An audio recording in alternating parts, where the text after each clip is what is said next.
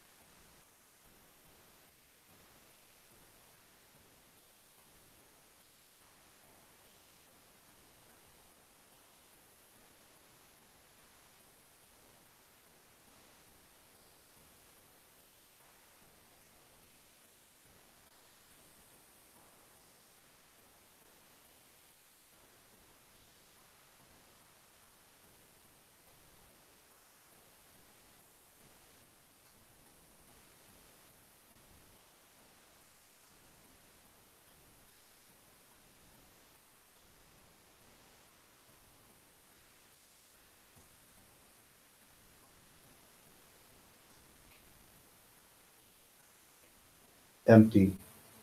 Empty tonight. It's a good night to be empty. It could be International Empty Night Day, for all we know.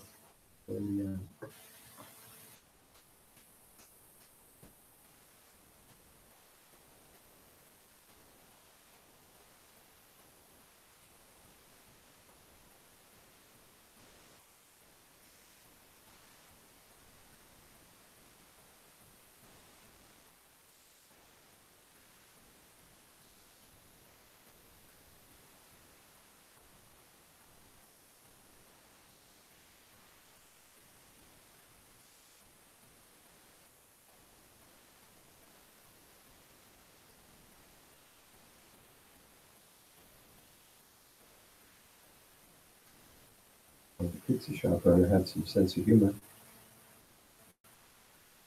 A sign you saw? No. I go in and ask for 2 slices, and he asked me for ID. I said, what exactly do you put on your pizza? Exactly. Huh. But I think I get the joke a little bit differently. He was from probably a country that, or probably from a place where he would get carded. He would get. Wow. For buying pizza.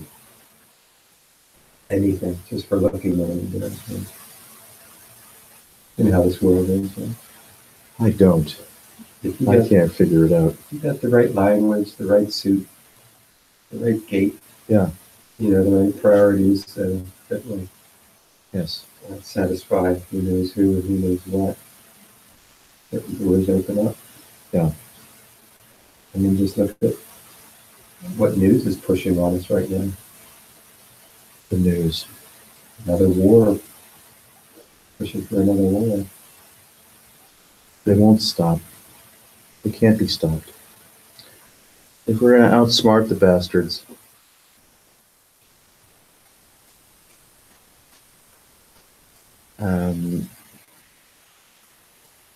we might have to do so interdimensionally rather than terrestrially. Yeah, something.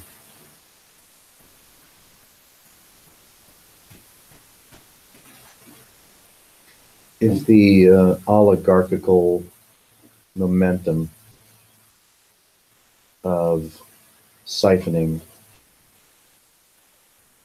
through fossil fuel exploitation and pharmaceutical exploitation, military industrial exploitation persists, and it's likely to persist, then it assures an appointment with extinction. And some folks that are, of a certain ilk have been forecasting, various calamitous events forever, whether it's confrontation with lizard aliens or economic collapse or grid and infrastructure collapse, climate, etc. So, you could say as a reasonable person, not even an exaggerated person, that there's not much time remaining for this level of tension and surreal exploitation and confrontation to persist. So it's possible that maybe not every human, but maybe quite a number of humans, or perhaps even the majority of them, are facing period of peril. We don't see what I would call Christian voices, voices of reason or accountability, voices of faith, voices that honor the poor, the downtrodden. All we see is hubris and grotesqueries in the right conformist media.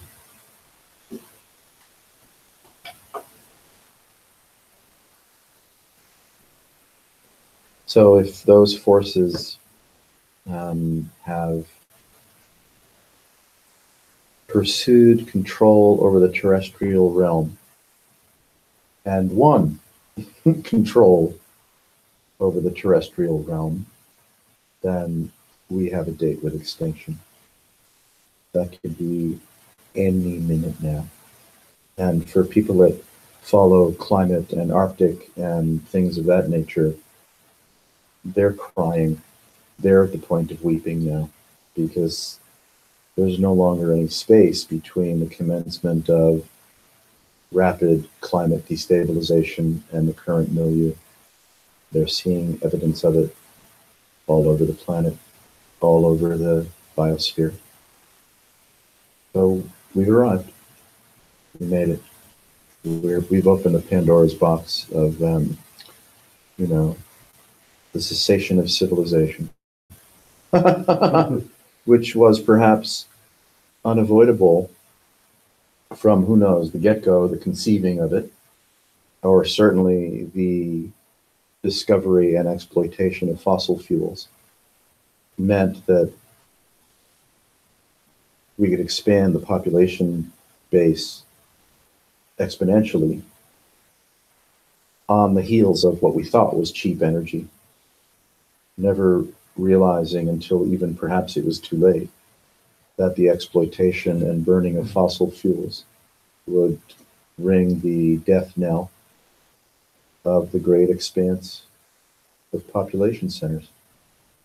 By the time either scientists or government or politicians or industrialists or whomever kind of got wind of the ramifications of rising global temperatures and the threat of carbon dioxide and eventual release of methane from the tundra and from the warming Arctic.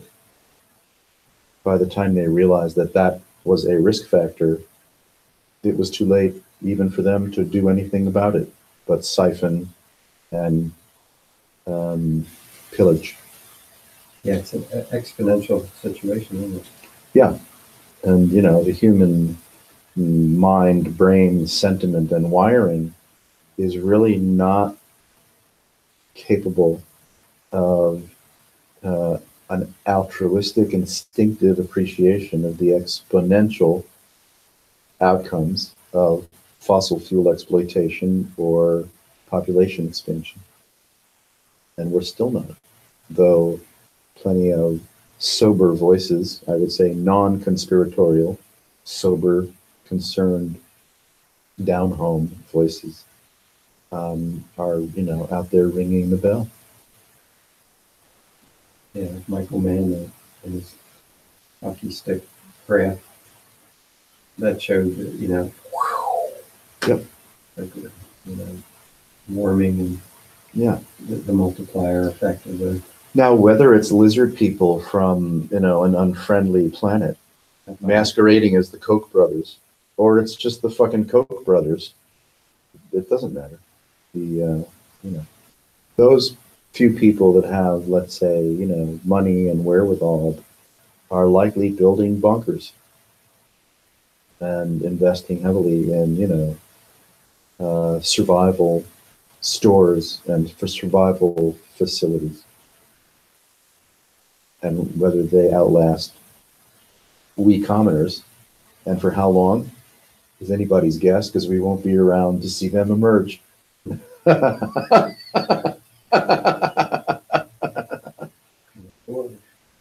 Now, the tendency of we human beings is, of course, favors denial, whether it's in our local affairs, our emotional affairs, our spiritual affairs, and in all other respects. Well, I tend to be fascinated by our ability to adapt, under extreme circumstances. But Well, the amount of people that can adapt yes, is quite a bit less. I'm making an assumption, but yeah. it seems as though the comforts have become essential. Most of the extreme circumstances that, let's say modern Homo sapiens have weathered are their own wars. In terms of the killing of tens and hundreds of millions of people through starvation, marginalization, weaponry, and, etc. And of course, there's a bunch of speakers out there that, wave the flag of, we've never had it better. And so post World War I, post World War II, post Korea, post Vietnam, post Iraq, Iran, Kuwait, post, many, many more human beings today are living under more peaceful, stable surrounding and circumstances than perhaps ever before in the history of the species. And let's say those, altruistic enthusiasts are not mistaken. But that's, of course, not the whole picture.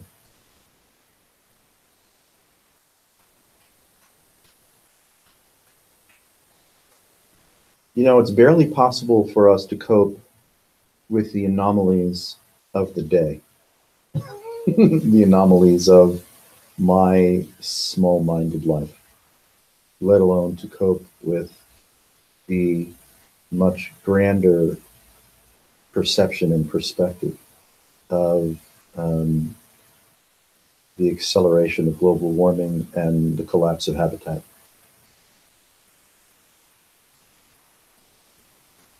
We don't know how to relate to it unless you've been and are being presently affected by it. Like if you live on an island where the ocean has risen 2 feet and is taking out the perimeter of your village, or let's say if you're living in post-hurricane Puerto Rico and you don't see anyone investing in the recovery of your infrastructure, food, water, electric, education. And so we have a serious refugee issue, right, from the island of Puerto Rico, as we have refugee issues from the African subcontinent and the Middle East and all over the place. And the pressure of refugee migrations on the local culture is exacerbating, xenophobia, right? And ultra right-wing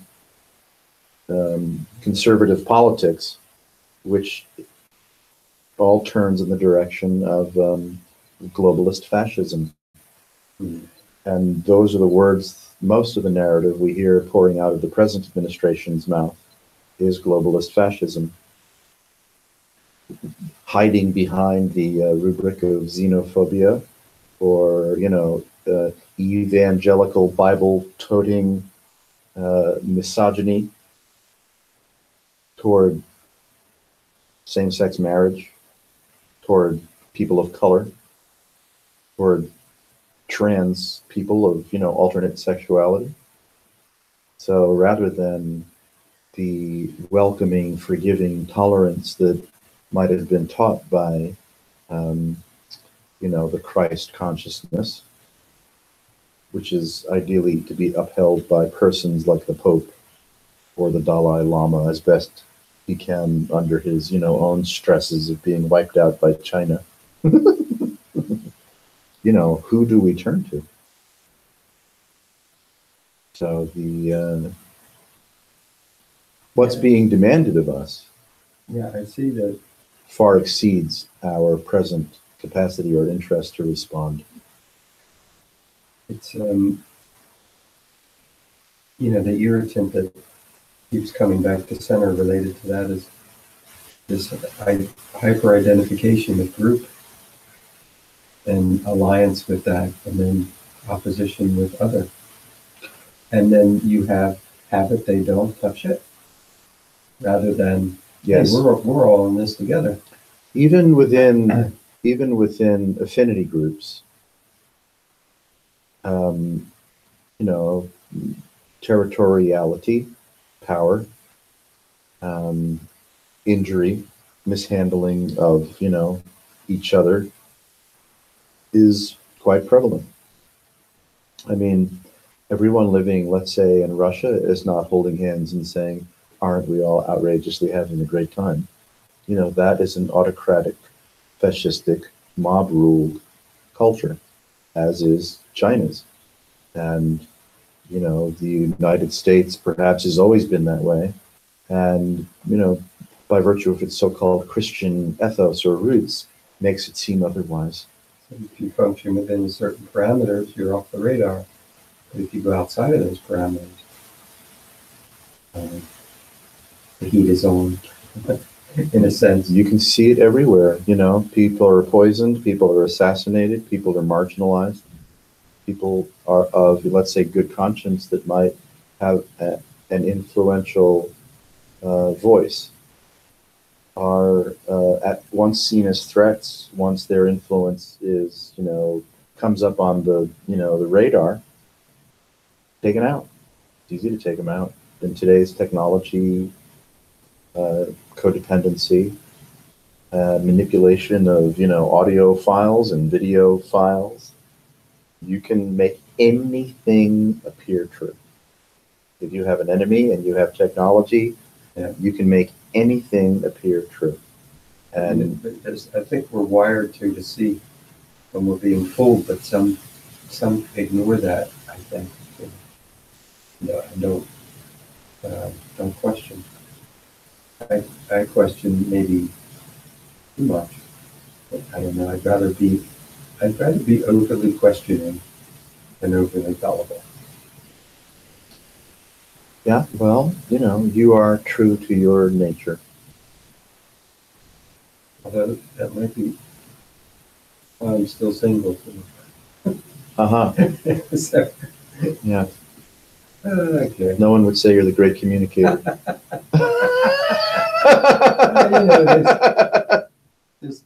I was going to say there's two sides to every coin, but if you have a pyramidal shape, you got all kinds of, you get 1, 2, 3, 4, 5 sides. Yeah, right. Absolutely. Yeah. Hi, Hey, how's it going? how's it going? Good to hear. Oh, yeah, it's going great. Nice. Did the people actually wanted an answer to that question? Not really. I think so. Boys Club tonight, huh? So far.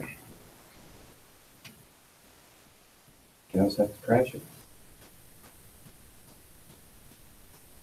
3 available men. Oh, not quite available. You're married.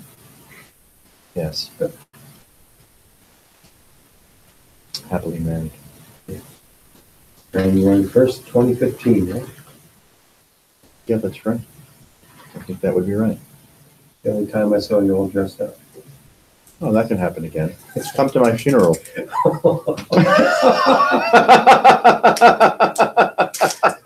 That's right. You quite have a say in that. Who knows what they'll put me in? We'll make a closed casket. Don't worry. Awesome. Mhm. Make sure to put some bacon fat in, so when they put it in the fire, it'll be like, mmm. Oh boy.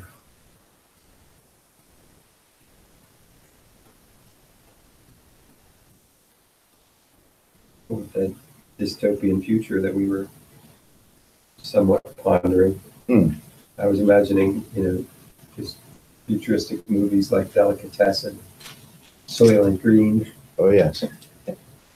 You know about those, Ryan? Soylent Green, yeah. It's people. Soylent Green is people. Everybody knows that. Yeah, and Delicatessen, I'll just give you a really brief thing. Again, this is dystopian future. The We're all for Delicatessen, it. when it opens, something has happened prior to that. Oh. Granny dies or whatever. Mm. Mm. So anyhow, I like to imagine a different future, but And you should. or It was only slightly worse than the one that Jeff imagined, so. Yeah. or Well, I don't have any imagination myself. I mean, I've had, visions of extraterrestrial craft coming in over the horizon, but you don't know whether those are, prophetic or just, Many mushrooms. yeah, mushroom related. That's right. So, whatever vision I have is I'm borrowing from others that have more of an opinion about just how gnarly it will get if things get any hotter around here. Well, being outdoors today, when there's cloud cover and the breeze is up, there's a certain, coolness to the body, and it's nice. And a few times the sun came out from behind those clouds unabated, the intensity of the radiation on the skin was like, whoa. And it's, April, it's just still prior to the middle of April. Yeah. But I felt over the last several years that there's just something about the lensing of the sun that is a lot more intense than I recall. Psychological, I'm gonna say. I hope so. When you get I'm not saying the sun isn't hotter, but I doubt your ability to detect like not hotter, but yes, sending through more rays. I doubt your ability to detect as much. Well, then you would be let's hope you're correct. And that would mean that if the sun is hotter, it's, undiscernible to the skin of a human being. You could probably put a thermometer or, some other way to measure, whatever radiation or something out there, and it might be picking up, higher levels, but I don't know if you can. I don't measure that. have any way to, prove it or insist. I was just noticing the feeling of how cool it was and then how intense the direct sunlight was for early April. it could be that the ozone is thinner. Yeah. I mean, More or less, it's my own imagination. Maybe that's your city, your sun. That is my city. Sensor. That's right. I'm a sundial. That's right. Sun buoyant, there you go. Yeah. as is others would respond to the moon. That's right. Pick your planet. Get sensitive to it.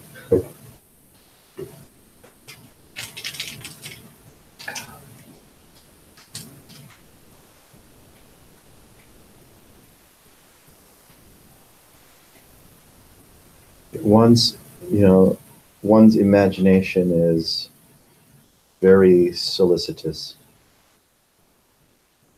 And, the streaming nature of the data field, easily suggests, hypnotic waves of experiencing and what appears in and as experiencing, and the narratives, subtle and gross, that accompany that experiencing without effort.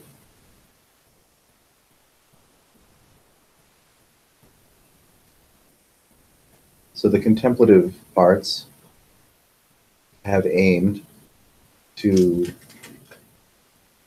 facilitate a quality of attention, cultivate, you could say purify, a quality of attention that does not run away with its own dreamy nature.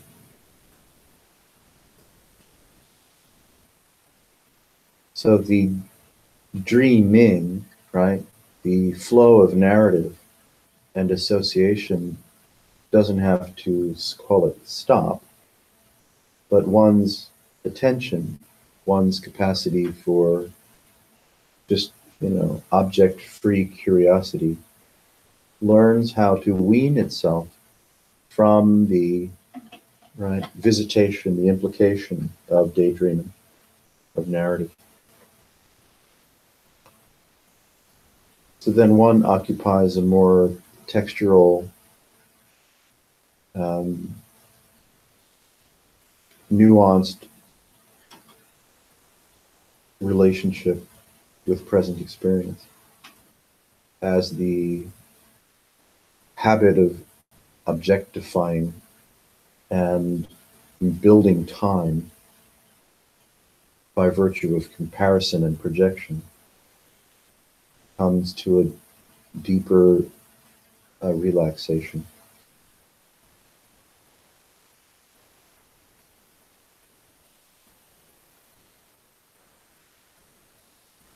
The present experience becomes, as it has perhaps always been, much more than enough, because one's relationship with it is direct.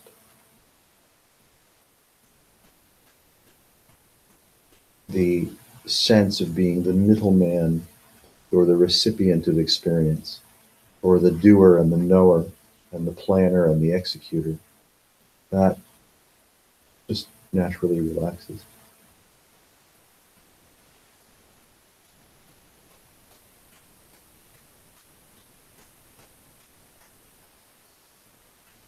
So it's, let's say, arguably, enthusiastically possible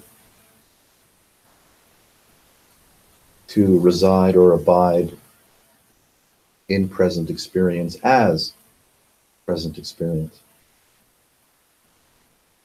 without the, nagging habit of being the experiencer.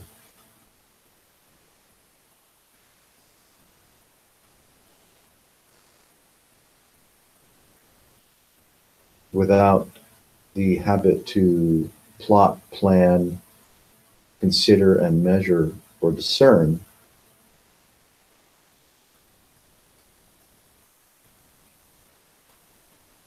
then really you just have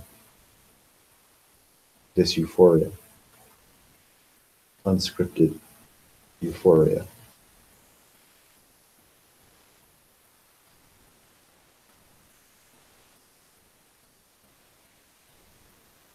You don't have to go into a trance, though you're welcome to. You don't have to have any knowledge or magnificent insights about anything. You don't have to predict the future or articulate a more palatable past.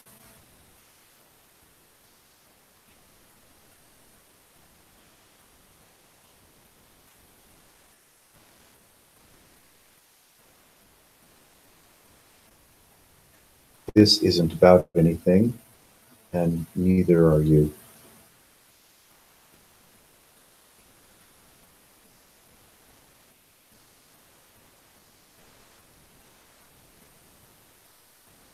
It sounds to me like unconditioning the self.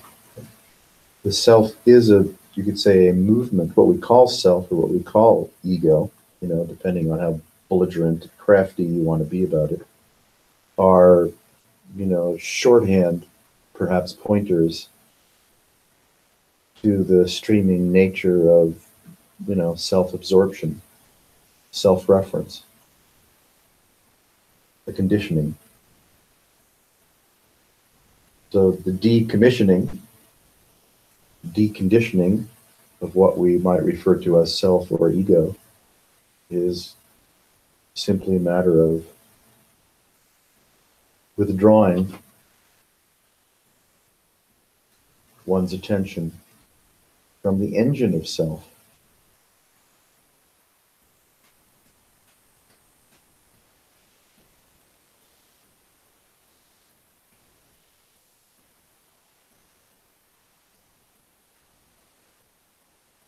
You don't need to drown, let's say, your mind out or hypnotize your mind with mantra, though that can be a path and a vehicle and an on-ramp for sure.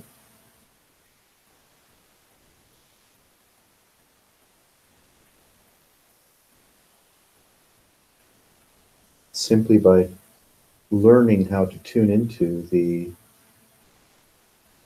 unscripted and euphoric nature of present experience, you go direct.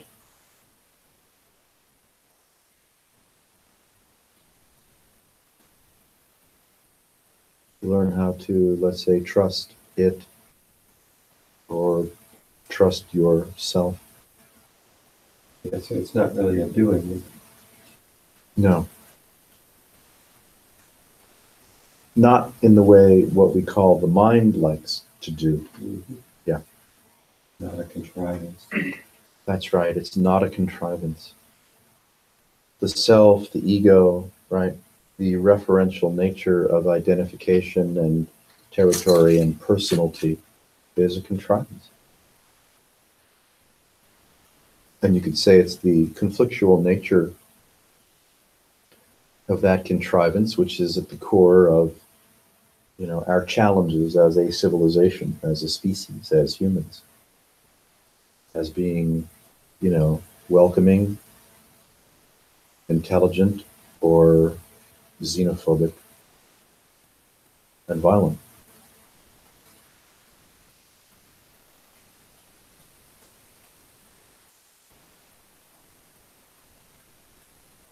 But conjecture, I don't know.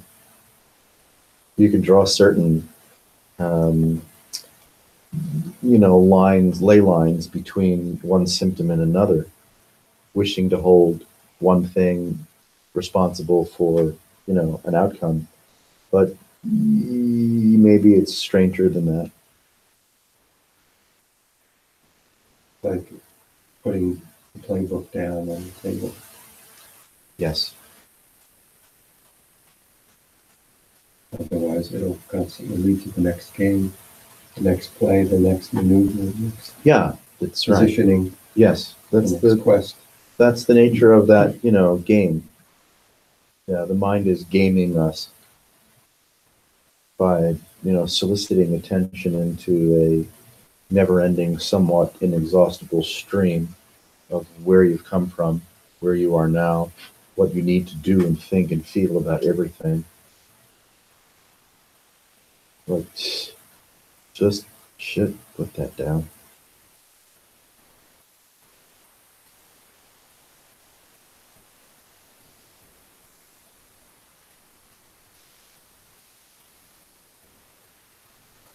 Wasn't, some of the essence of Saint Francis's teachings to be of, right, the simple, unadorned nature? So much so, he threw his robes off. Mm-hmm. Someone He got naked with his bird friends. Yeah, someone chucked him a piece of cloth he wrapped around. Yeah. Cover that up, buddy. Yes. But yeah, apparently he liked to drink. He liked the ladies. Far out. He didn't care for the merchants, clothing merchants, or whatever it was. Yeah. Or he So took we're exploring a simplicity, which doesn't have to be a demonstrative renunciation. So that may occur, if a human being becomes more and more nourished by the euphoric nature of present experience, then you could imagine a certain simplicity, occurring. He'll stop eating and. Could be. Could be, yeah, sure. I would guess it's happened, right? like Siddhartha with the one grain rice. And then he said, what the hell is this? What am I doing here? This isn't getting anywhere. That was before the fact. Yeah, then it just kept going. This avenue, and it would peak, and then this one would peak. And it did come back to a simple presence. Nothing, that could be written about. Came back to full man mode.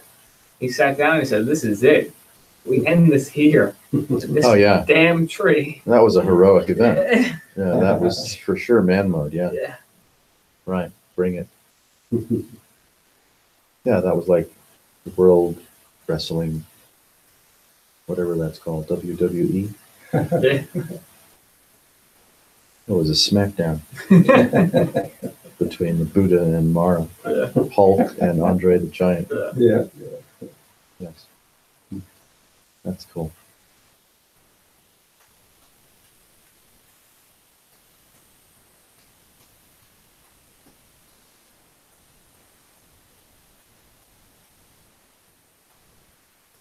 Yeah, whatever the human body is or taken to be, human sentiment, ideas, the challenges and stresses and joys of, living, either alone or together or in relationship with whomever. This is a profound field of, right, sensuality and ideas and engagement and relationship and nourishment of that relationship or the failure of it. We're under, you could say, tremendous pressure to perform. Some of us are more aggressive than others.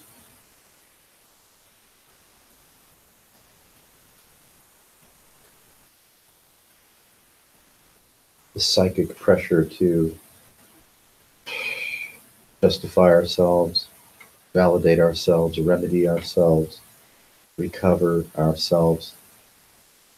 It's enormous.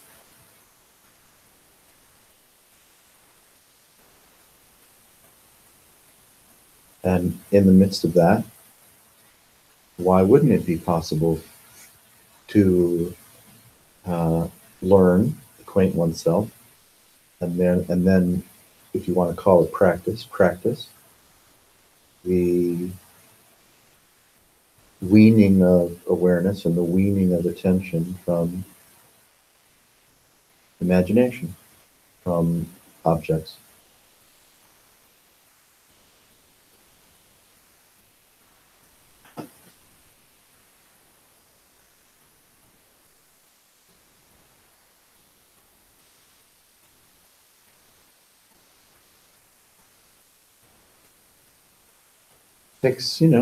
Takes, right, a little interest. It takes a little courage, you could say, to amp up the,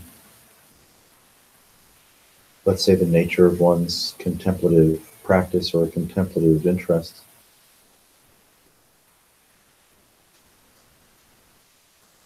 To a different level of engagement.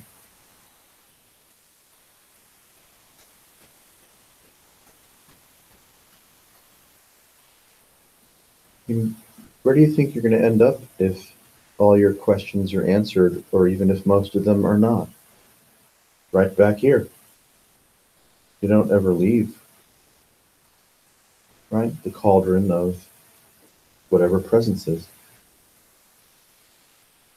We don't make this better or more understandable, by spending a life having and getting a shitload of questions answered, either to our satisfaction or otherwise.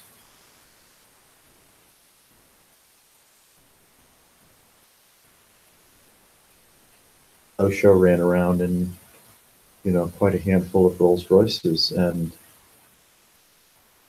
some may have experienced it as a heaven realm. Others maybe not.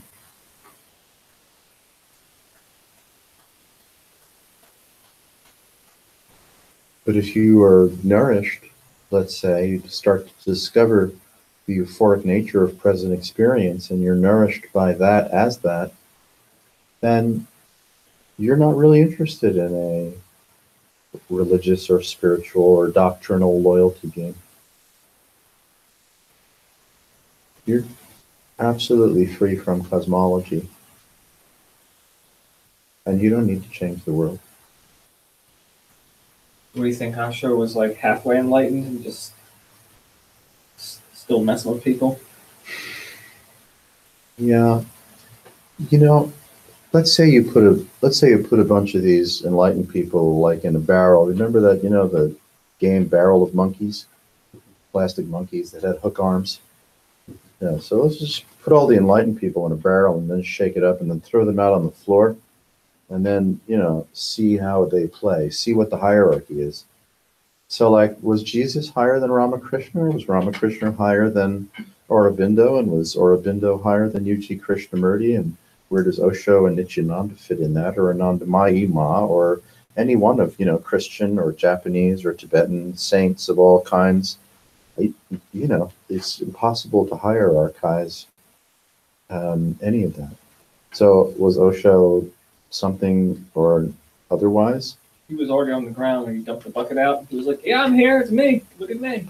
He was a master of hypnosis and broadcast energy, and intelligent and way ahead of his time, edgy as edgy could be. And so he, elucidated, or he brought forth, right, incredible qualities of energy from a certain milieu, certain generation. That was the product of what it was the product of. You could argue, just for fun, that, if his so-called realization were, deep enough, that he might have avoided the scandal of creating an institution based on messianic principles and dysfunctional devotion. Isn't it like a symbiotic dysfunction? Absolutely. You have a culture that is predisposed to hero worship, and then they want to take over. They want to be that, either consciously or not consciously. Look at the simplicity, of my own reach or my own hand. I mean, if what was Garth and Wayne? If Mike Myers could be mini me, I'm mini Osho, right? Anyone is just as capable of the same messianic impulses and interests and fantasy, without having large influence over 50,000 people, as he was. So it's all just, levels of scale, isn't it? Mm-hmm. You've got all kinds of people in dysfunctional family relationships, marital relationships, sibling, drug addict, right, relationships. And they're all, mini tragedies. And symbiotic, in the way that they're symbiotic. It's almost like you want to break the GPS. Oh, yeah. GPS saying, you have arrived at this location. There it is, the center of the center of the center. And it's like, lie, biggest lie. The dismantling of what we might refer to as conditioning includes coordinates, GPS coordinates, whether space, time, place, right, relevancy, condition. Yeah, right. That's right. Holy ground and not holy ground. It's like, what? Yes. To be relieved slowly, suddenly, gradually, willfully, or otherwise, of the habit of reference is unchartable. Because here it is, exactly that, and yet we can find ourselves operating inwardly in relationship, influenced by the apparitional nature of reference, where I've been and where I'm going and who I am and what I have and what I don't and what I justify with respect to my appearance and my relationships and my parents, my clothing, my money, my health, and everything else you can think of. So we are, streaming forth in an apparitional manner, presuming all the while that we're the ones making the choice and the decision and crafting, right, the persona based on will, when it's at least clear, I trust, from time to time, if not all the time, that we're not. That anything that's going on in you and as you is, as an improvisational myth pouring forth from a persona structure that you had nothing to do with. It's quite clear. But there's I had something, nothing to do with me. but there is some sort of a connection, because it's like, I'm not a woman, I'm not Asian, Okay? you know, Dave, I've got some bad news. You're an Asian woman. You're an Asian. Yeah. And we're interested in you. well, gosh, then I don't have to find a relationship. I am it. Hang on, man. Okay. I hate to break it to you. But you're pretty hot. Oh, jeez. Oh, boy. So, all right, you could contrast, Yeah, just what you are and what you're not, just just from that a this- gender a and certain awareness Yeah. lands somewhere, and Yes. it becomes something, and it mistakens the creation as their own, yes, but yet somehow they're tight, and why here with this and not there with that, and I'm Yeah. I'm just playing. well, sure. I mean, that same, if I may take the liberty to refer to it as, kind of randomization, is true of the entire electromagnetic spectrum and the so-called expanding universe, or how many spiral galaxies don't have massive black holes when the expectation is that they should. If you happen to be in an area that is called a kidney, is called for you become kidney, Yeah, or yeah. whatever, a supernova. Cellular specificity and cellular differentiation in, what the biological field or the insect Yeah. field, if that's biological, of course, or perhaps even in the mineral or the photonic or the neutron star or the whatever field, are like, oh my God. Yeah. How does anything become, reflect, behave according to its nature, and at what scale? Woo, woo, woo. It's so dumbfounding that it's just not possible to grasp, even with the greatest of mathematical or scientific tools. Phenomena, and that phenomena is experienced, and that we have, terminology or ciphers for consciousness or the absolute, is like, I am way over my head. I just had this very strange notion of a cell in my body waking up and going, wait, there's a lot more to this than meets the eye. Bingo. The escalator up and up and up. And Up. I am Dave. Yeah, that's right. It ain't all you think it is. That was a beautiful day. I am There's Dave. more. There's I am more. not an Asian woman. What a miraculous discovery. John Malkovich. Exactly. And Malkovich. Right. Welcome to my hell realm. Oh boy. I mean, even right now, whatever that suggests, and that's a mystery, that's an unsolvable puzzle as well.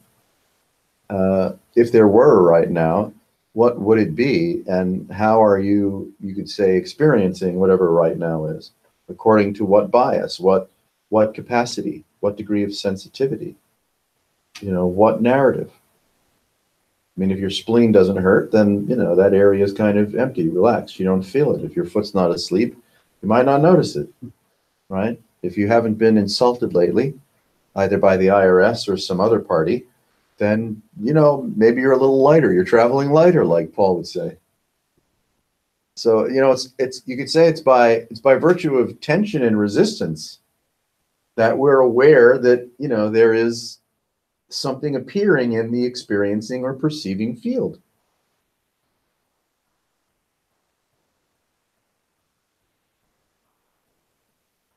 And we, of course, assign and associate ourselves as being the recipients of, the willful choice-making recipients of the curious myth of experience, curious demonstration, the curious irrefutability of experience. It anthropomorphizes like that. Even though, I mean, are you you? If you're 60 trillion cells functioning at levels of intelligence that you will never ever be aware of or capable of understanding, are you you?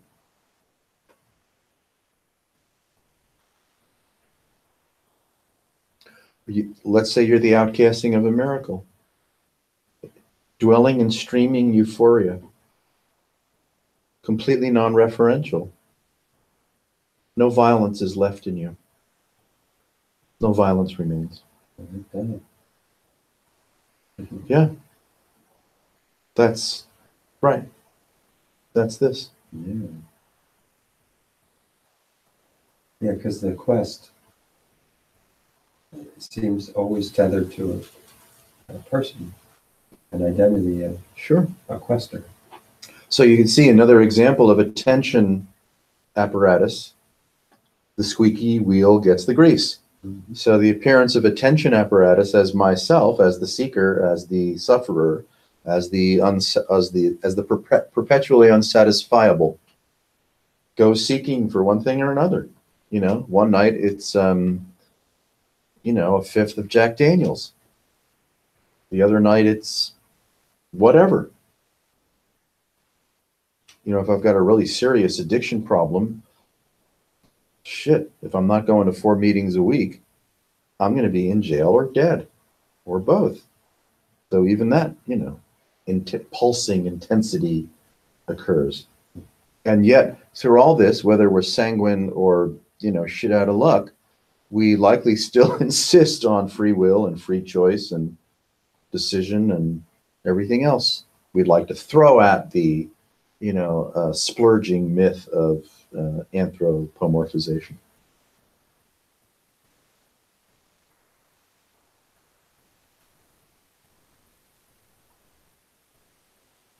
And if we're the product, cooperatively or otherwise, anarchically or otherwise, of a so-called, you know, society or civilization, well, then we are super fucked.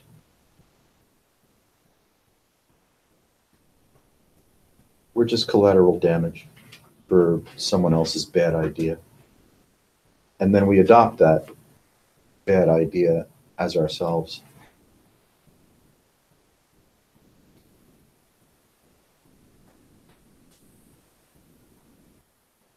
That's why it's good to play guitar really loud, if you can, and you're good enough to.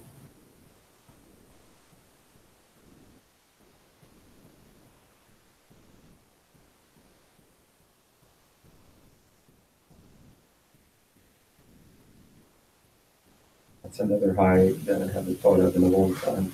Mm. Cranking that up and just merging with the music and creating a personal consumption, might say. Not a grand stage. Yeah, sure. But it has that euphoria in it. Oh, absolutely. Hey, go shaman on this.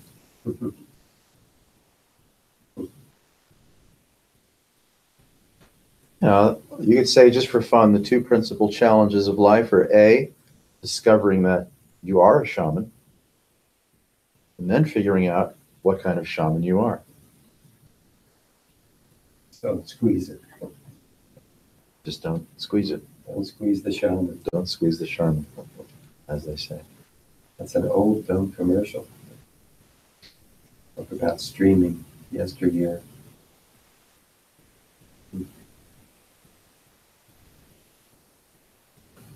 Yeah, in a sense, every culture is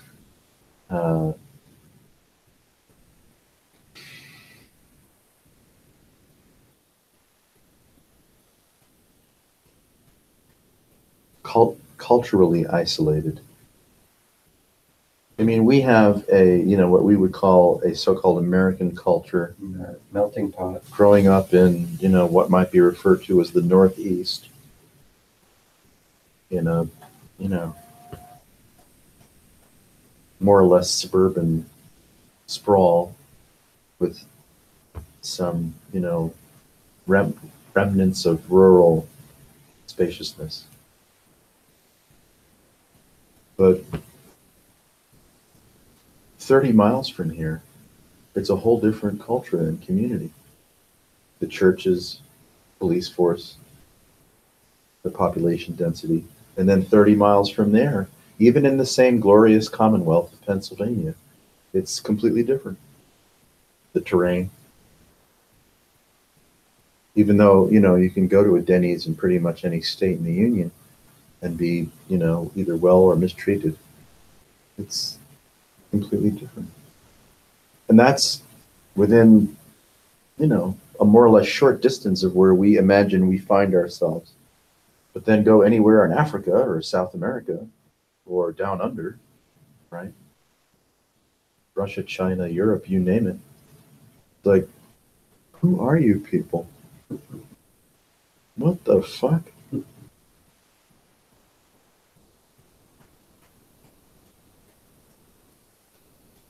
Yeah, I really like being in an environment that's diverse.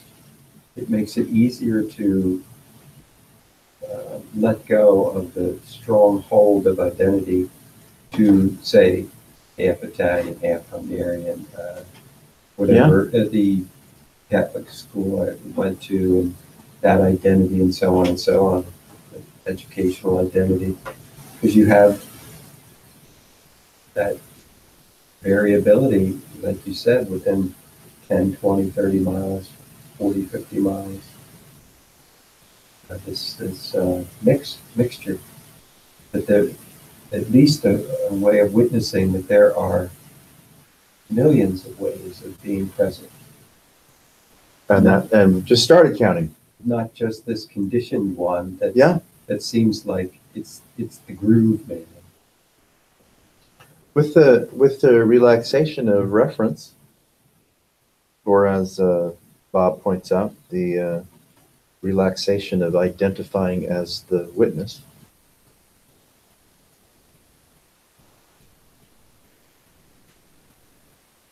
Then what?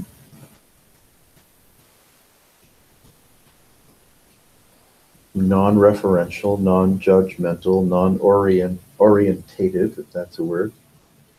Euphoria.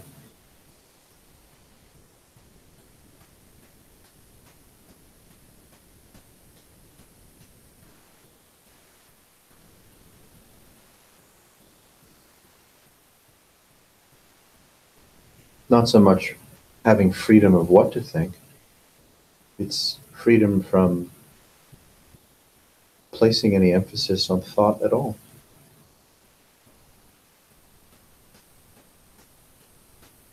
It doesn't mean you can't find your keys, or to roll up a certain number of leaves of toilet paper to, keep yourself politically correct. My mind was going to different leaves. Yeah, when you said roll up, I was thinking something else. Yeah, I know. It's like, no, I like that one. I like that one too. Have a doobie with a friend. Oh boy. Yeah, trusting that those functions are intrinsically they self-regulate. Isn't it quite interesting that the whole system, and you can take whole system to mean the whole system, whatever that suggests, the inclusivity of all that has been, let's say, perceived or known or named. The whole system, the entirety of so-called phenomenon, whatever that is, being perceived by the likes of us, whatever we are, through the sense windows that, the biology has been gifted with to be sensitive to, right, certain wavelengths, I mean, touch is a wavelength, right? Smell is a wavelength. Hearing, seeing, tasting are all wavelengths. I mean, dogs can smell stuff that would blow our minds. And they have a, spontaneous cipher or relationship with that capacity of aroma that so far we don't think processes through a symbology system that we have. And yet they can function quite miraculously in response to the gift of that, aroma sensitivity to find all you need, which is sex and food, or the avoidance of danger.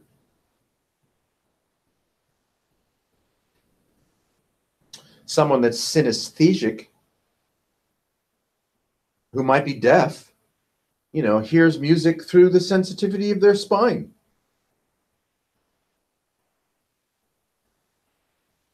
So the bandwidth and the vibration of the bandwidth on a biologic, sub-biologic level is like, holy mackerel.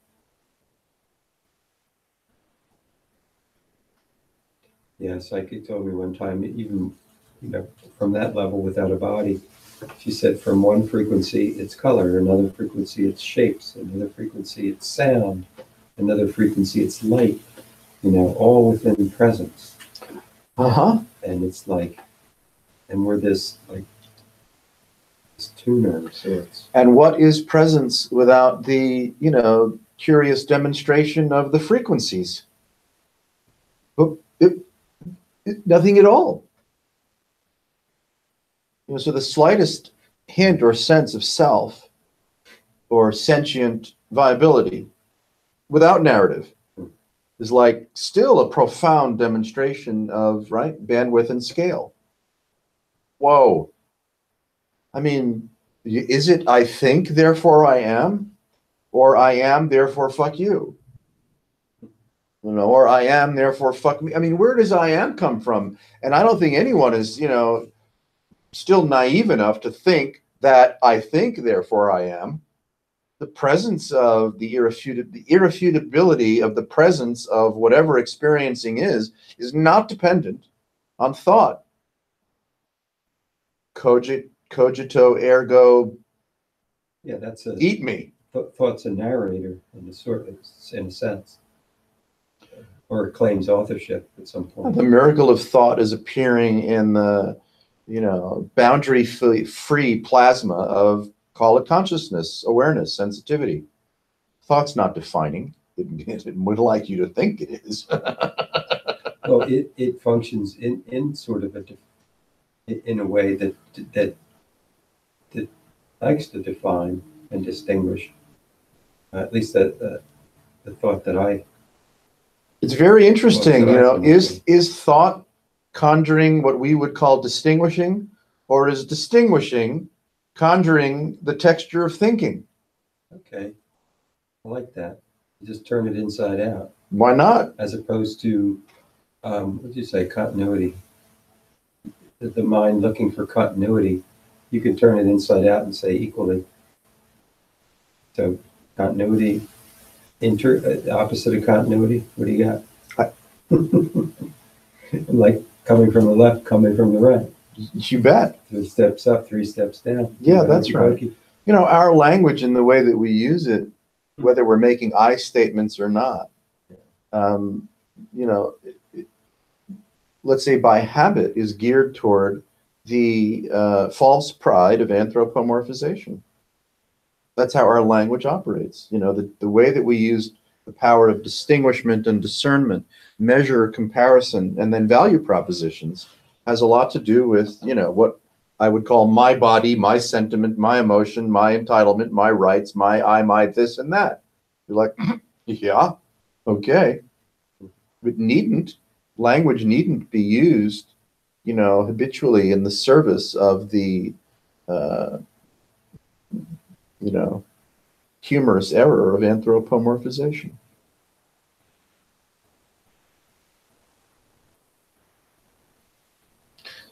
Just for fun, maybe in acting class they do this. You just take on a brand new nonsensical language and you express from there. Biggity da watching gila. Heza masa waka like a nini fu. Rang waka juin sakal. Gang frek and berluktlak.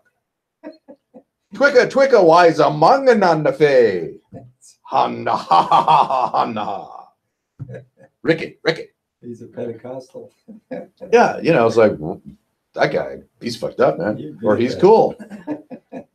I mean, we respond, to presence and tone of voice I'll and go to that lecture. yeah, the implication of what's being spoken. And if it's pure gibberish, we could still have a good time Oh, yeah. communicating, richly.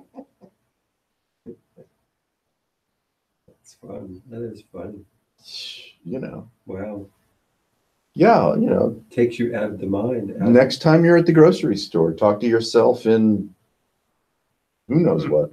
Be careful doing that in public. Yeah, quietly, of course.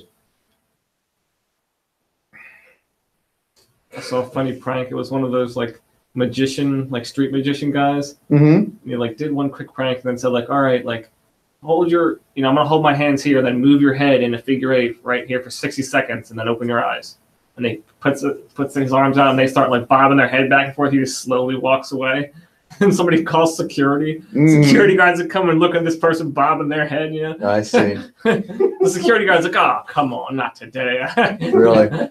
We're busy.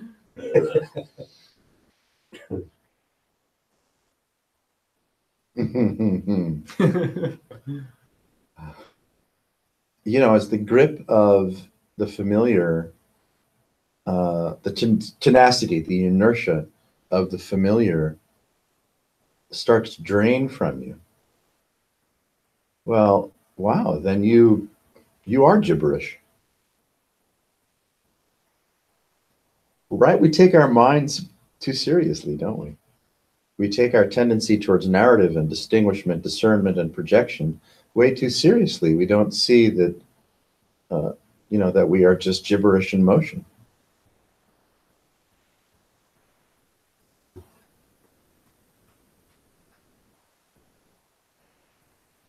That's interesting.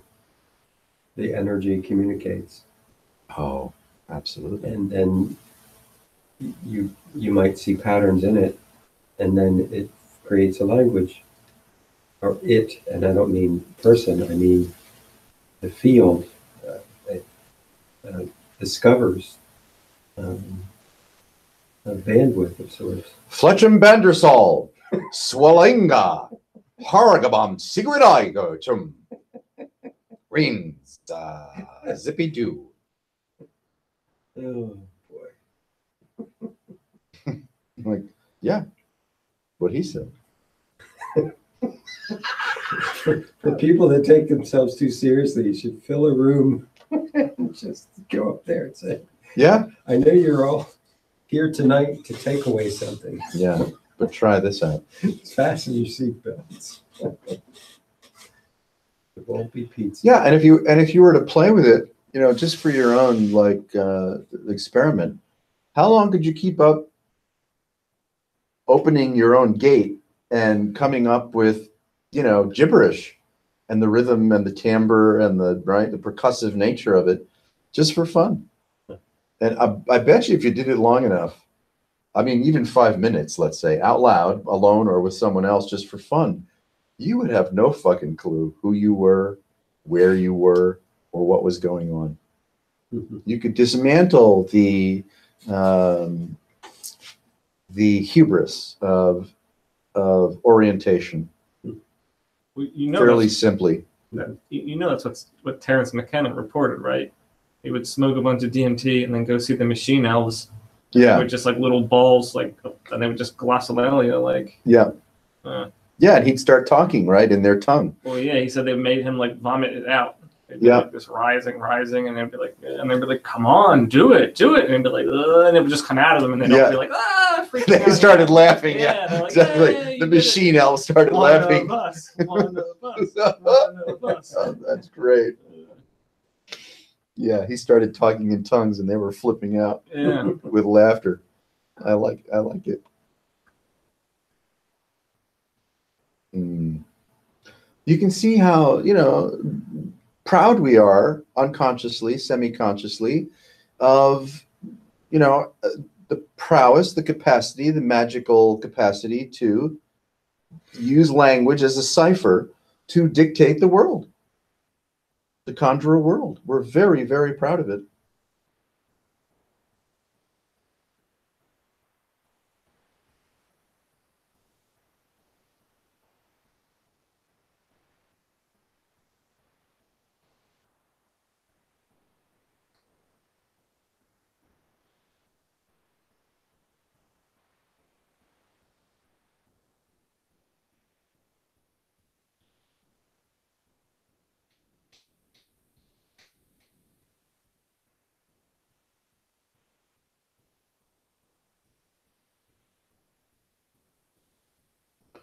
What would it feel like to take refuge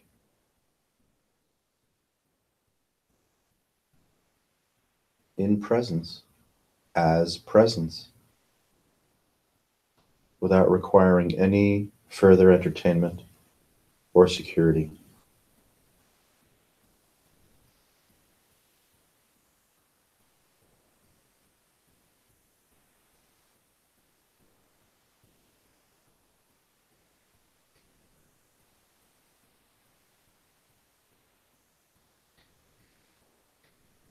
The abatement of restlessness and becoming, plotting and scheming, making friends and enemies based on, the matrix of your imaginary superstitions.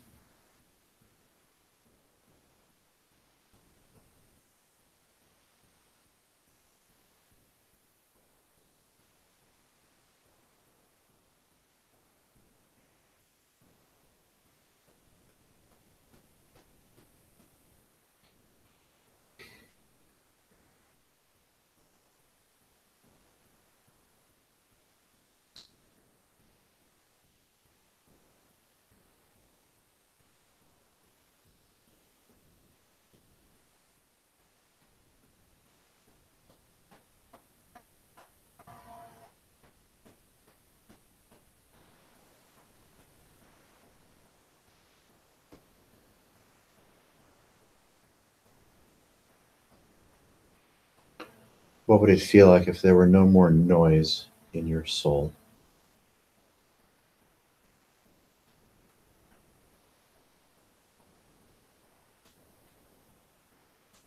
I was just going to say, but it doesn't quite cover it. If one of the senses I could give up, it would be sound. But that doesn't cover what you were just pointing to. No.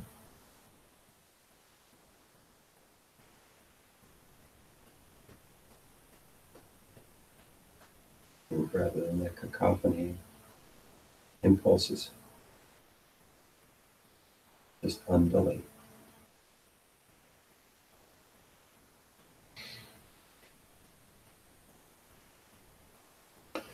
That's the invitation.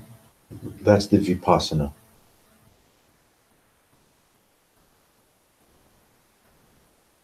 That's the Dzogchen and the Advaita. Kashmiri bliss.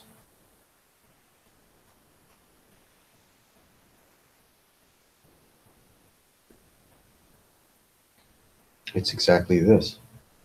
There's no intermediary. There's no processing.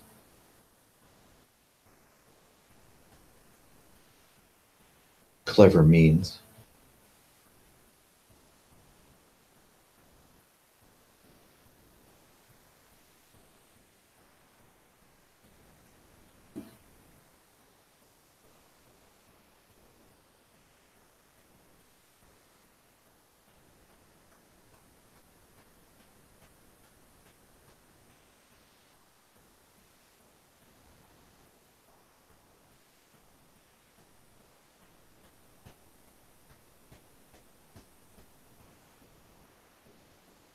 Why not learn what it feels like when there's no noise in your soul?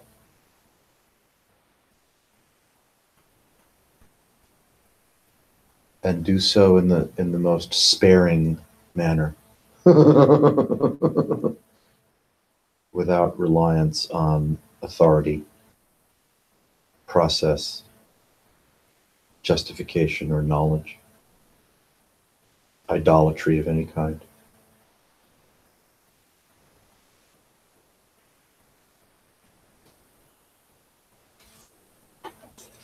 Seems a lot simpler.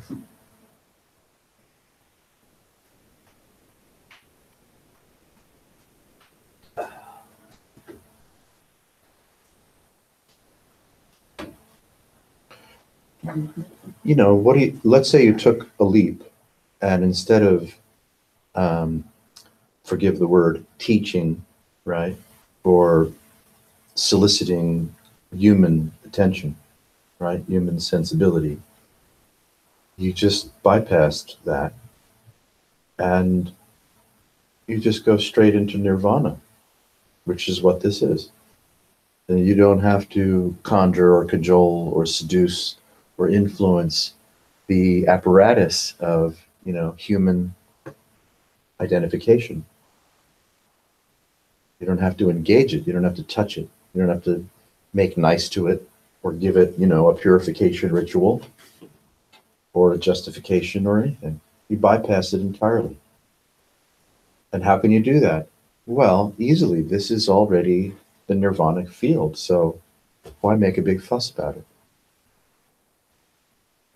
You can see, you know, if you've been to as many fucking spiritual talks as I've been, and I don't say that proudly, how the typical right recipient of the conversation filters the so-called teachings through the apparent implication of what it means to me as a person, right? As a formerly suffering or presently suffering person, or a person that would like to suffer less someday by virtue of the gifts and secrets that you're sharing with me.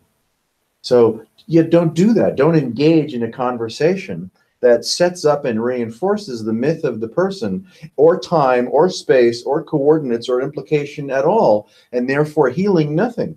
Yeah, like picking the scab, constantly having an open wound. Okay, so this is not about you. It's never been about you. And the you that, or me, the you that you or I or whomever take themselves to be is a fig Newton of present imagination. It's just not so. You can bypass it without effort, without having to, you know, justify anything. Whoa, here we are. You know, here's nirvana up your ass. This is referential plasma of non-specific euphoria. Start there rather than having to wade through, right, the dendritis of the imagination of myself to think that I can make some effort to break through from what I've been to something else. You can't. The human cannot break through from what he, she, or it has been to something else. It's always too late. So, you know, therefore, one is invited. This is inviting us, if there were an us, to, right, direct, call it non-dual, non-referential encounter as oneself. Oh, well, yeah, I get, oh, wow, cool. Far out. Full access.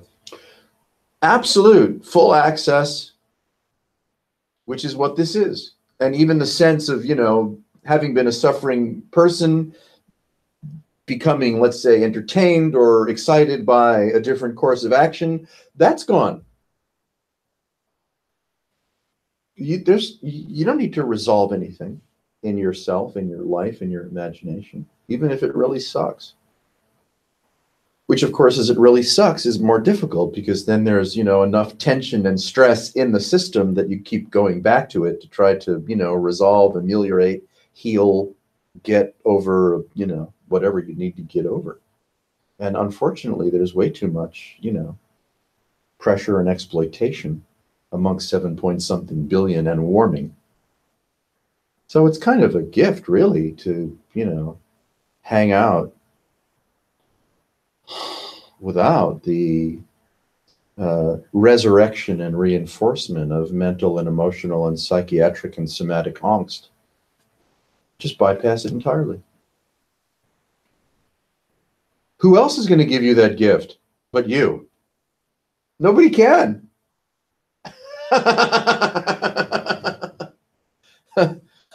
And even if you could hand it out, right? The plucking of it is up to you.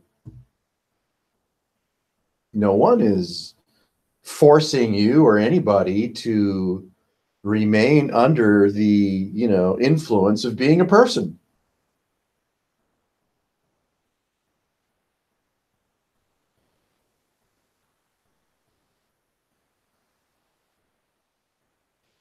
So if you find yourself, once you've done a certain amount of yogic work to even appreciate how you're operating, you need to do some yogic work to appreciate how you're operating. So there is some level of discernment, distinguishment, practice, consideration, right? Contemplation or yogas of many kinds, just so that you can begin to see, right? A little more clearly, a little more impersonally, wow, the nature of mind, the nature of attention. Because if you don't create a little bit of space, then you think you're you, and that you're you because you chose to be you. Good luck with that, muggle fucker. I think when people buy into the choosing thing, they put like a weight on their back and say, if I chose, how the F did I get in this mess? I must have chose wrongly. There must be a rightly choice.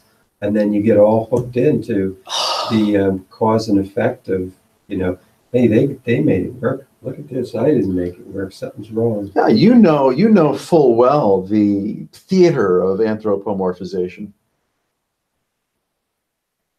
and how quickly it seduces your attention into all of that and more. It's the theater. It's theater. Acting. Baudelaire. I noticed even in imagination as well as out there in observation that the ultimate position that I may have dreamed of as a child or last week, it is just another plateau that will want something else. It might want to chill and go down, or it might want to say, is this it? Is there more?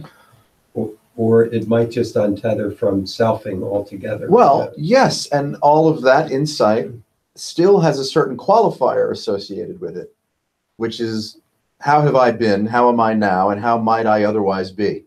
Well, I'm kind of looking at it, not so much as me, but I guess there is a me that's looking at it. It's subtle. Can't get away from it. Well, that's going deep here. Going deep. We're in deep, yeah.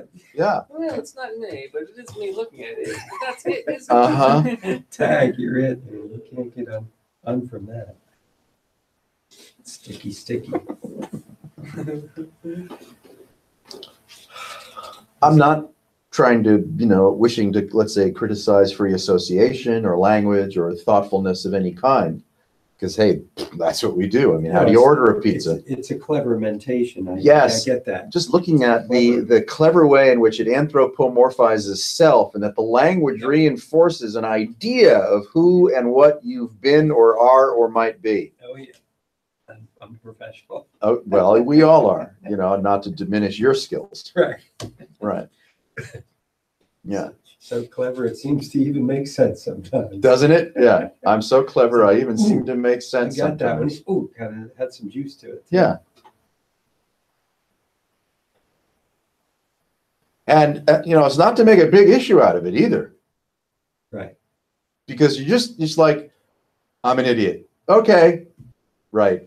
Keep it really simple. Yeah. Oh, this dreams? Wow. That's it. This dreams. Boy, does it dream. Okay, far out. But you don't have to be a product, an outcome, an implication of anything. Discover the noiseless nature of your rapturous soul. Then discover it again. Try it again.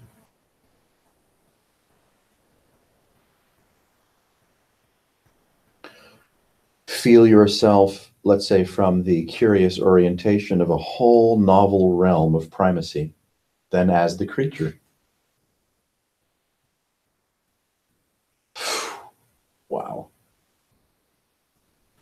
the reflex to interpret or express present experience through the lens and the familiarity of the creature, that's what we're looking at. Is that really essential? Is that really true? Is that really necessary? You know, in Byron Katie's work, she does that same kind of, you could say, essential authenticity, but she does it through the lens of, you know, the judge your neighbor worksheet. So it typically has to do with, let's say, some kind of complaint or disappointment about either self-image or the things that are bothering me as a person. I know she's quite capable, you know, and probably intoxicatingly so, to take it well beyond there. But she, you know, you could say by choice, if there were one, hangs out at a certain level to, you know, do a certain kind of offering to the people that purchase her service. She doesn't really make an emphasis in her teachings. And there it is. You wonder why the group is so small? And you wonder why the group is so small. You're just far too advanced. We're far too You have advanced. to That's right. take it down for the less capable students like me and Dave. I mean, Bottom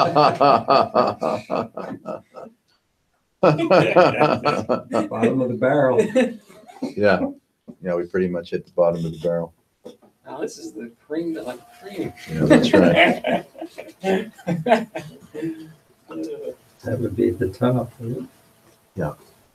The only two that made it this far. Everyone else has stopped, been diluted upon the way. They get drunk on the nice day. Yeah. True champions, Dave.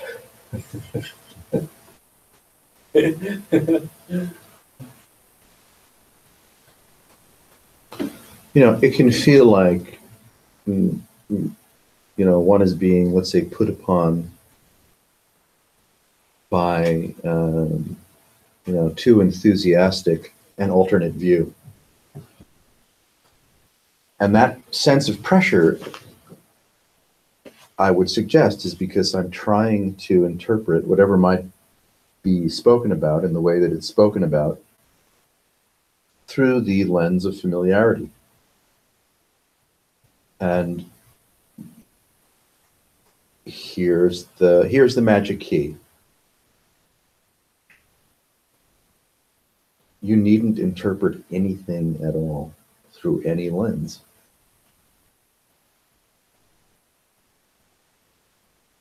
So even though, you know, it might appear as if we're speaking using the English language in, you know, blasphemous or gibberish-like tones, no, we're really just playing around with the, you know, texture of presence.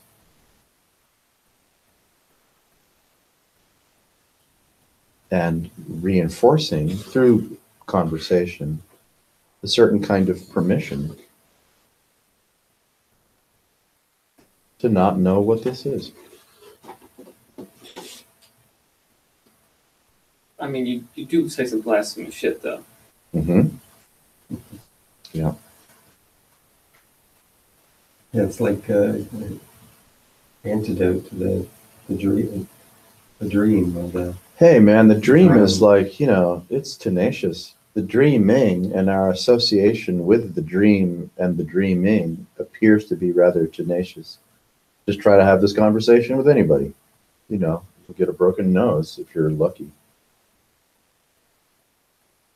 Yeah, somebody was saying that, you know, they come and they got it, and they said, oh, it just kind of sounded like the same thing. I said, yeah, doesn't it sound like the same thing what we do?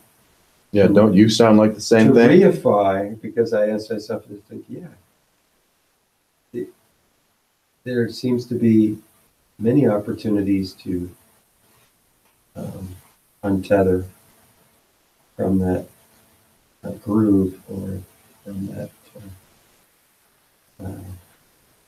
the cleverness, the intellectual cleverness.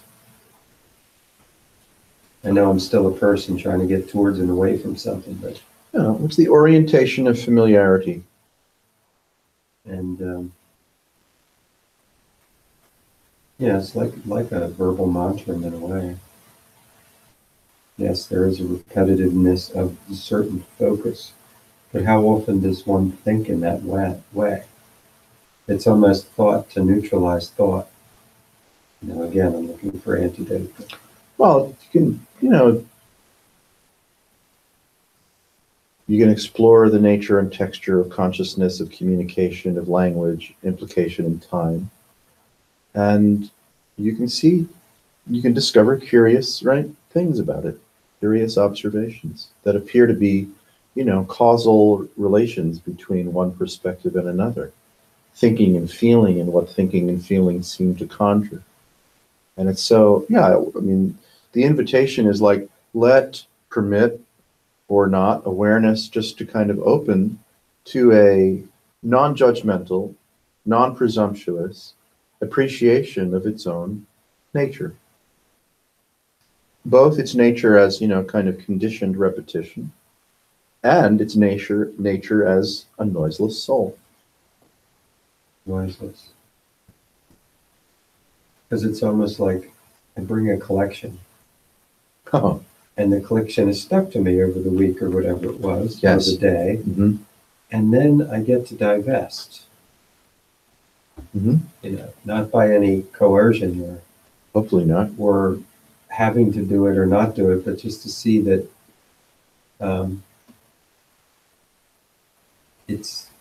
you can travel lighter and fly higher. To use a metaphor. And then it might happen again. Of course it will. Sure. In a similar form or different form. But I like it. It's like getting a haircut. And they never get haircuts. It just sort of falls out, whatever it is. But this is like a thought cut. The journey one might take toward whatever self-realization might be.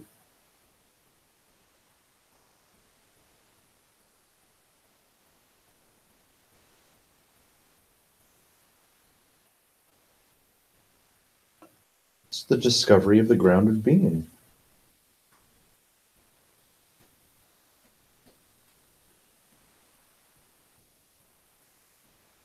Yes. This is the ground of being.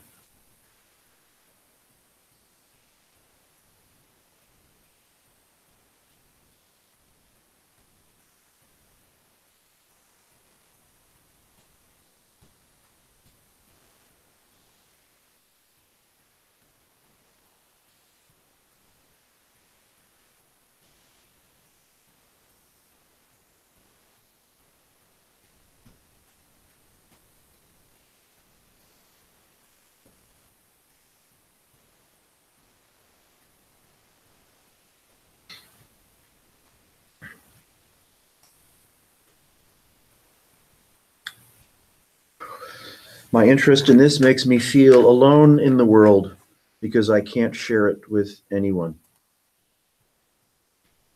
Were you just reading something? Mm-hmm. I hear that. Well,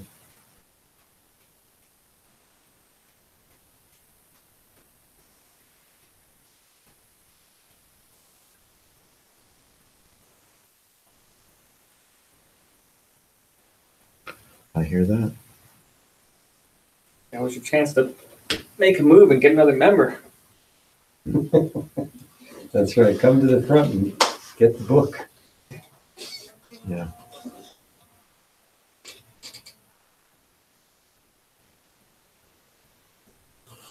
You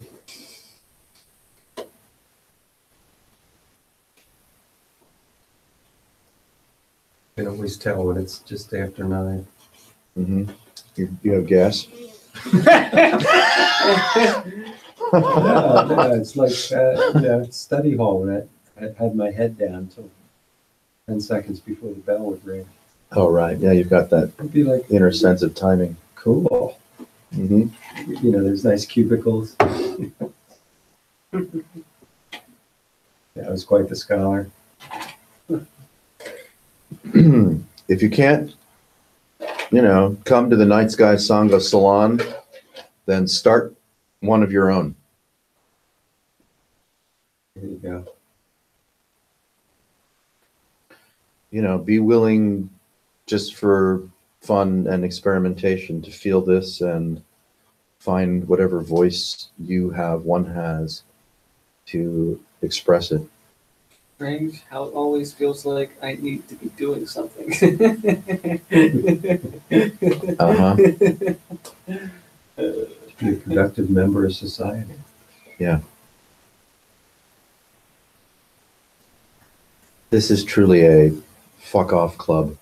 Maybe that's why I feel so comfortable with it. Nobody gets to call me a bum here. No, here you are That's worshipped. Baba Bum Dave. What do you mean you haven't been productive for? Yeah. Dude, you haven't been productive for how long? You win. You're the speaker this evening. The counselor asked me, how many days did you work this month? And, I have little jobs here and there, so I collected it into 5 full days. 5 days. Yes. He goes, 5 days? You're semi-retired. Yeah. It's been slow. Or I was slow. I'm making up for it now. But I like not being like that. Something pressures inside, and it just doesn't do it like it used to do it. Nice. Cutting myself a break. You're making progress. Yeah, I got 2 matching shoes. Too, That's good, considering it's you. Yeah, you don't put your shoes on in the dark. They're 2 different. This can be really, may I use the word devastating?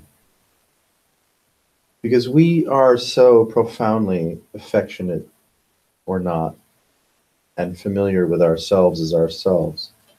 The texture of ourselves, the nature, the sound of our voice, the sound of our thinking, the way that we wander through the places that we live, how we use the bathroom, how frequently we shower, what we like to eat, how we socialize.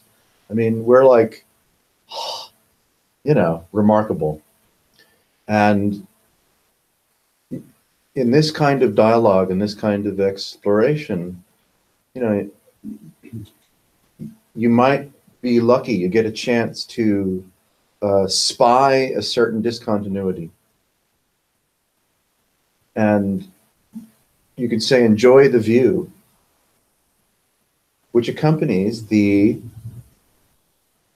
cessation of your idea of self, of your idea of being yourself.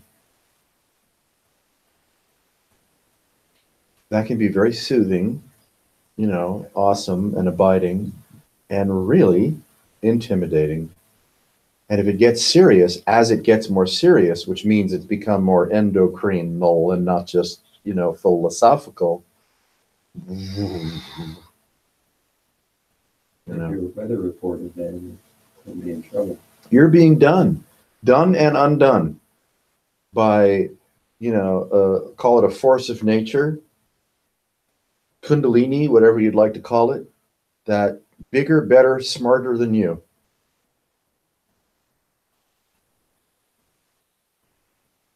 What happens if our, let's say, lifelong interest in exotic spiritual states starts occurring?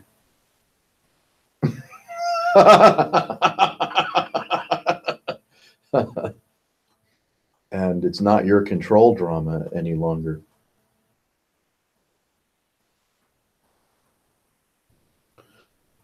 For the longest time, I thought I was pursuing, euphoria, marginally satisfyingly. And then euphoria caught up with me. Now I'm running from euphoria. The tables have turned. Higher octane. Yeah. Yeah, this has got you in its sights. For the longest period of time, you were dancing around going, oh God, notice me. Oh God, notice me. I want to be your, agent of peace and happiness and harmony. And please notice me. Never quite serious about that, but why not? You're making a big fuss. So then God took notice of you and said, oh, okay, fine.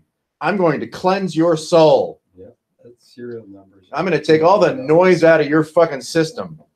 I'm going to give you more euphoria than you can handle because you've reached out. You've solicited my attention. I took notice of you. I'm going to gift you with what you really are. Good luck with that. Hang on to your dick.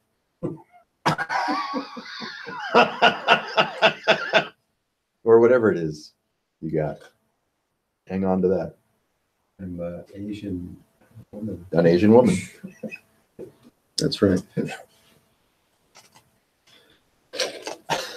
For now. Dave, I've got some more bad news. You're not actually an Asian woman. I'm not. Nothing. You're a guy with two different shoes.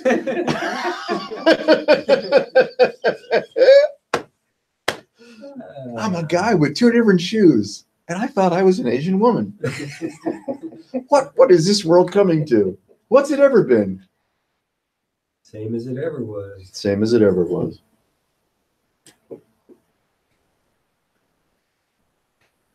All right. That's enough of that. Hey, thank you out there in internet land for joining us this evening. We appreciate your company. We look forward to making your acquaintance again.